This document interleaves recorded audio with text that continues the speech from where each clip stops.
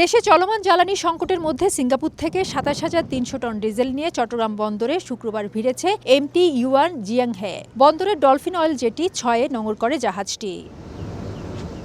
এছাড়া রাতে মালয়েশিয়া থেকে ৩৪,০০০ টন ডিজেল নিয়ে সাং গ্যাং ফা জিয়ান নামে আরেকটি জাহাজ চট্টগ্রাম বন্দরে পৌঁছানোর শিডিউল রয়েছে।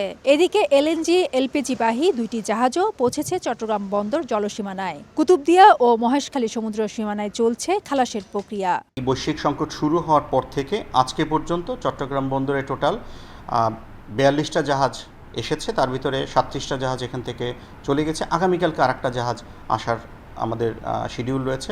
এছাড়া জ্বালানি অবৈধ মজুত রোধে নৌবাহিনী, কোস্টগার্ড ও চট্টগ্রাম বন্দর যৌথভাবে অভিযান পরিচালনা করছে। বাড়ানো হয়েছে জাহাজের নিরাপত্তা। চট্টগ্রাম বন্দরের উদ্যোগে আমরা বাংলাদেশ নৌবাহিনী এবং কোস্টগার্ডের সমন্বয়ে পৃথকভাবে যৌথ অপারেশন পরিচালনা করছি, যৌথ মহড়া পরিচালনা করছি, যাতে নিরবিচ্ছিন্নভাবে এই জ্বালানিবাহী পণ্যগুলো জাহাজগুলো তাদের পণ্য খালাস করতে পারে এবং তাদের নিরাপত্তা নিশ্চিত থাকে। কয়েকদিনের মধ্যে এলপিজি, এলএনজি ও গ্যাস অয়েল নিয়ে আরও ৪টি জাহাজ চট্টগ্রাম বন্দরে আসবে বলে জানিয়েছে কর্তৃপক্ষ। ফেরদৌস লিপি, সময় সংবাদ, চট্টগ্রাম।